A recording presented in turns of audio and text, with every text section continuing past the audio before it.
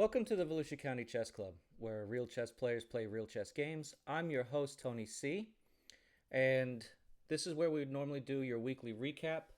However, our normal Tuesday location was closed due to spring cleaning. But I have something better for you. One of our members recorded their game from the last Tuesday meeting and shared it on our Facebook group. Now, as the title suggests, this was an upset game. So I would like to take this opportunity to go over what makes a superior opponent, what are your best chances for defeating a superior opponent, and what to do if you witness a upset game like this. All right, so first off, what makes a superior opponent? Well, I know most of you are going to say rating. Okay, so what makes a higher rated player? Their ability to consistently defeat lower rated players. All right, so how do they do that? Well, they have exceptional knowledge and experience. Where? Well, first off, they know their openings inside and out. Openings are easy to learn nowadays, whether by book, by video, by Chessable course, etc. So they know their openings. They're going to get into the same middle game positions over and over and over again.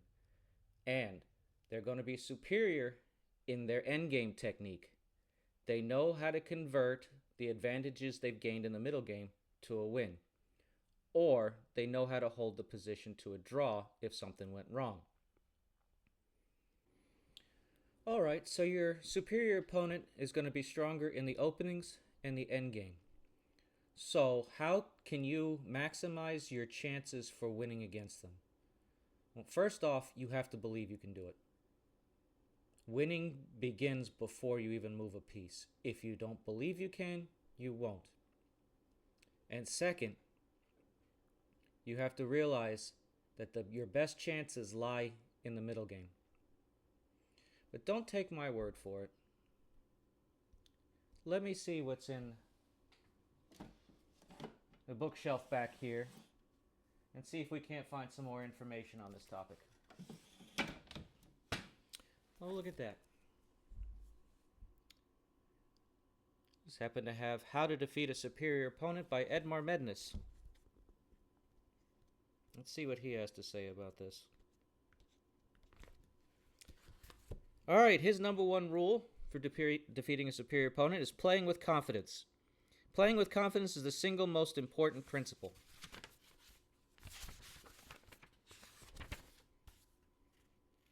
Now, expect that the major part of your success will come in the middle game. Your superior opponent is superior to you either in knowledge, experience, or both. Openings can be learned well enough from books or by very disciplined play and review. Similar to openings, so too can endgames be learned this way. Unquestionably, it's the middle game in which your superior opponent is most vulnerable. In the middle game, deep strategic concepts, creativity, and original thought assume the greatest importance, whereas general technical knowledge and experience diminish in importance. Thus, it is in the middle game that the talented yet less experienced player can compete effectively with his higher rated opponent. And this is exactly what Big Rich did in his game against Diego. So let's get right into that.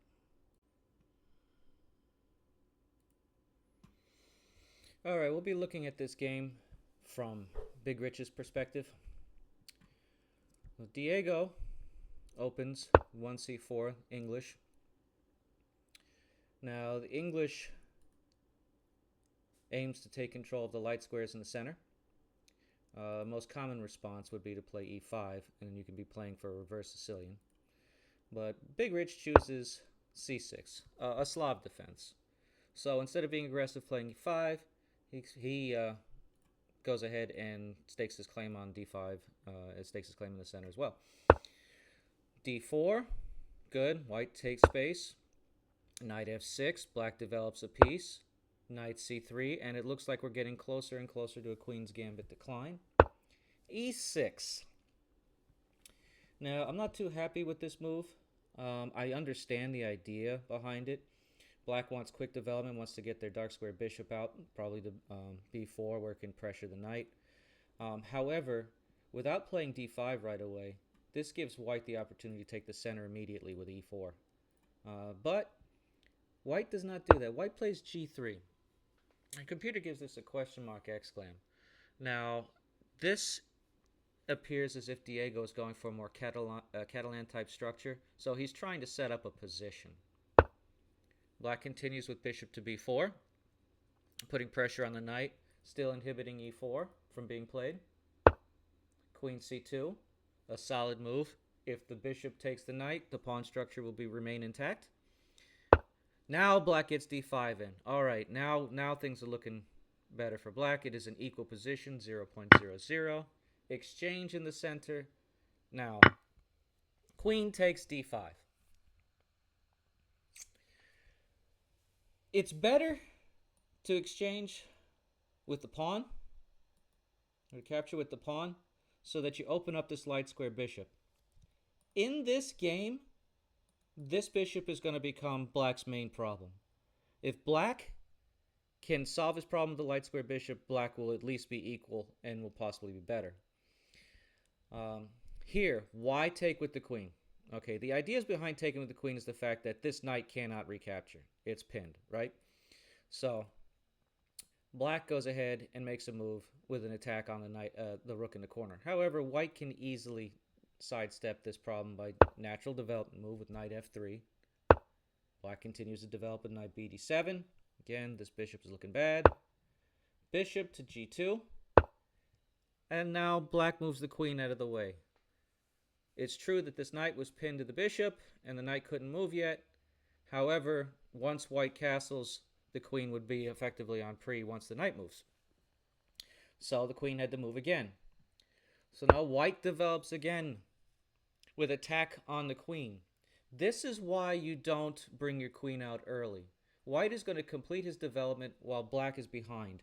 And the computer evaluates this position as plus 1.3 for white. That's a substantial advantage in the opening. Black retreats, white castles, black castles. Now, can we agree that white has won the opening? White has more space. All of their pieces are developed. All white has to do is put the rooks in the center. Meanwhile, again, black can't get this bishop out. If black can't get this bishop out, this rook will never enter the game. Okay, so white continues with a3. Bishop to d5. Or d6, excuse me. Bishop to g5. All right, now here is where I disagree with Diego's play. I understand his reasoning. White has a spatial advantage, and white is doing the cramping. So, theory dictates that you should keep the pieces on the board. The more pieces you have, the more cramped your opponent. Notice black's pieces really can't move anywhere. They're all stuck. So the more pieces that are on the board, the harder it is for the cramped side to move. However, in this position, it would have been better, to exchange these bishops.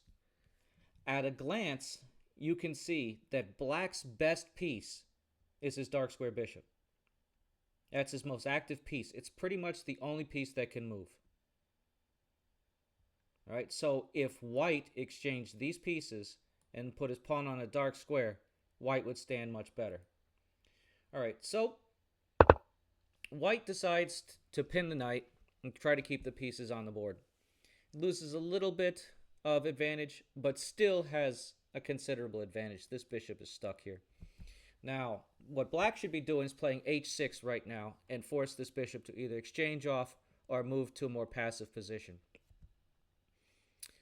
Does not. Understand this move. He's striking at white's center. But if this move, there's a better strike in the center, and that would have been to play e5. The idea being, again, pawn takes, knight takes, and then the bishop is free to roam. Again, all of black's problems stem from this light square bishop right here. So c5. So how does white punish it? Plays d5. Again, it's kind of dubious. That doesn't really press the advantage. It should be piling up over here. But the idea is that if black takes, the knight comes in and pressures the knight on f6. Black doesn't have to do anything with that. If white captures, black can capture with the queen and break the pin, and it stands just fine. However, black goes ahead and plays e5.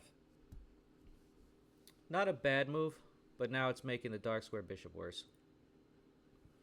Alright, white has a considerable advantage at this point and brings his knight into e4, again pressuring the knight on f6. This is black's last chance to play h6 to kick the bishop out. Instead, black plays rook e8. The idea being to, maybe bring the queen back to f8 to break the pin that way, instead of playing h6. Alright, knight to h4. Coming to f5, where it'll threaten the queen and double attack the bishop. Now black plays h6, but it's too little too late. And white's winning continuation here would have been knight f5, equal or greater threat. This is a much greater threat than the pawn taking the bishop. And I'm going to show you the computer line first.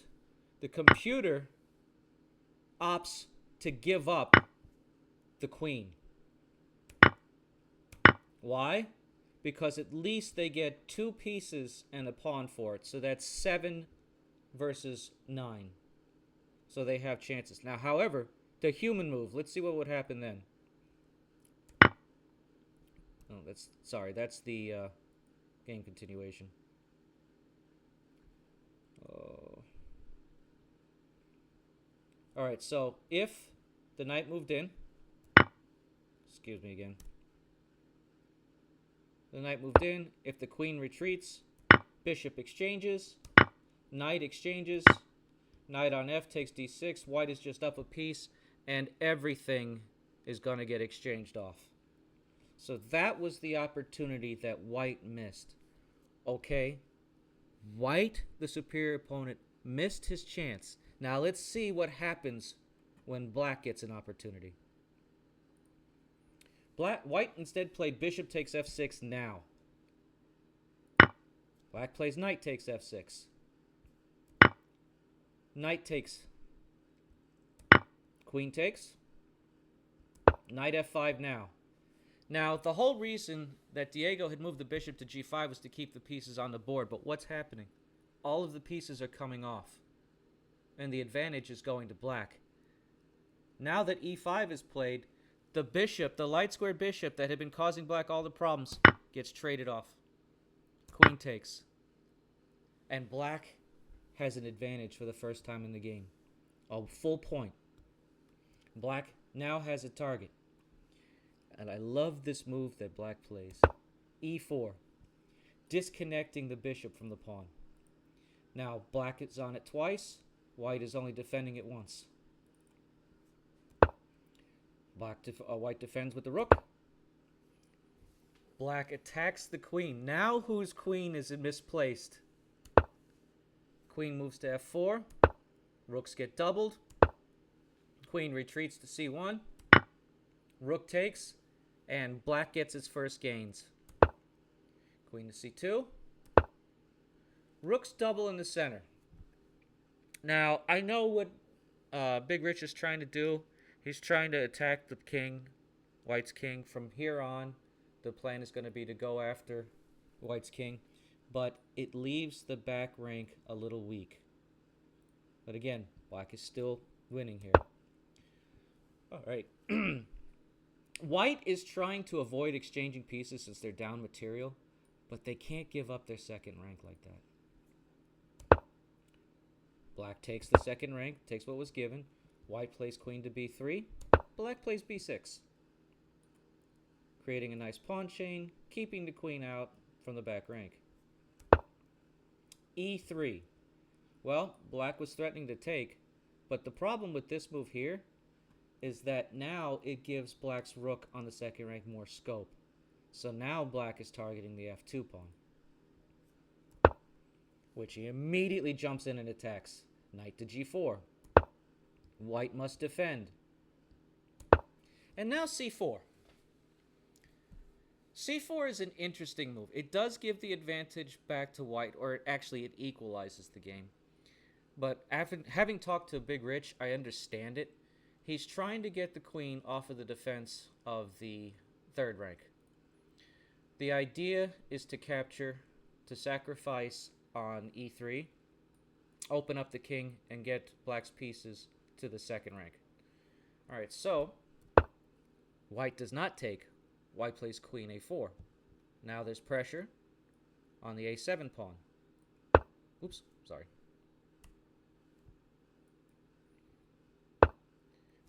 Black moves a queen, takes the space left behind, and puts pressure on e3.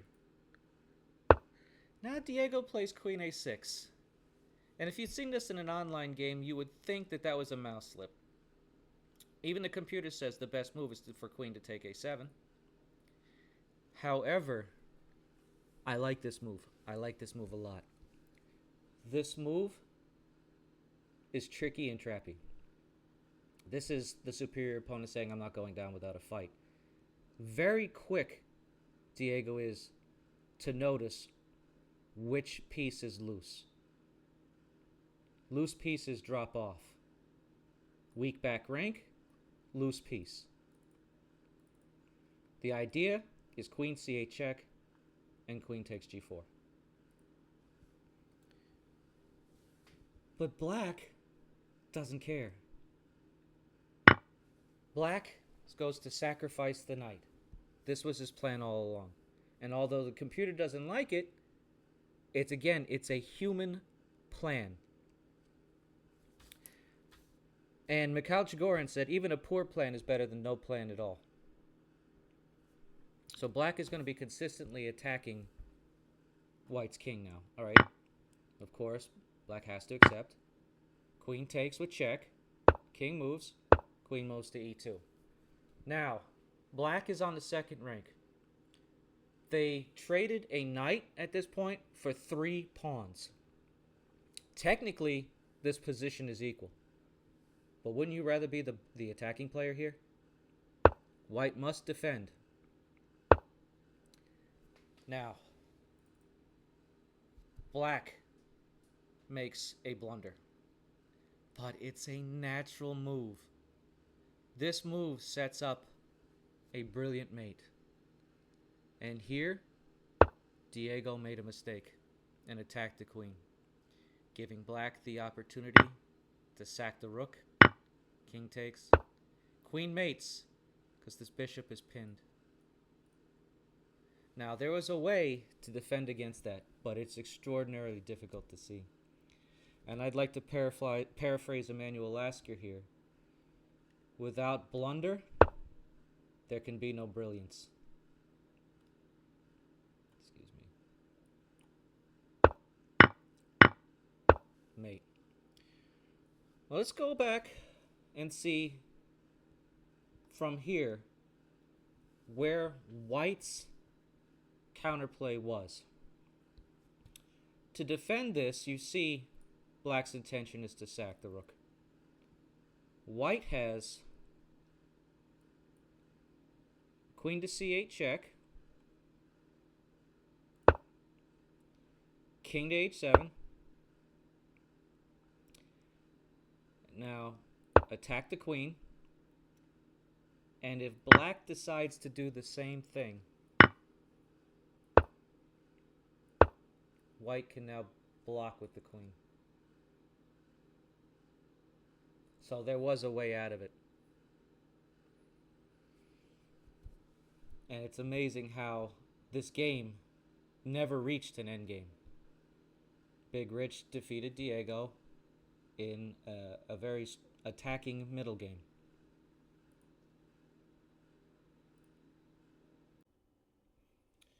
All right. So what does the superior opponent do now? Well, he does exactly what Diego did. He records the game. He reviews it. He looks for key moments in the game, and he figures out what he did wrong and where he can improve. And he won't make the same mistakes again. Now, guaranteed this coming Tuesday, Diego's going to be back in the top 3, and I can't wait to play him. All right, the game is ended. What should the onlooker do? Well, I'll tell you, if you're witnessing a game like this, I'll tell you what not to do. Bobby, how'd you feel to lose? Well, that's a stupid question. How'd he beat you, Bob? Would you understand if I answered that? You don't go up to the superior player, the person that lost the game, and ask them, what happened? If they knew what happened, it wouldn't have happened. They're already agonizing about it. What you do is you go up to the person that just played the game of their life, and you congratulate them on a well-played game, and you encourage them to become the superior opponent. All right. Well, this is the point of the video where I ask you to do me a favor. Help me make the Volusia County Chess Center a reality. It's as simple as like, subscribe, and share. We don't need a billionaire donor. I'm not waiting for anybody to win the lottery. We have the players, we have the desire, and we have the content. And I'm willing to work for it. So, thank you all for watching. If you'd like more information on the Volusia County Chess Club, please check us out on the web at www.volusiacountychessclub.com and on our Facebook group of the same name. All right, I'll see you at the club.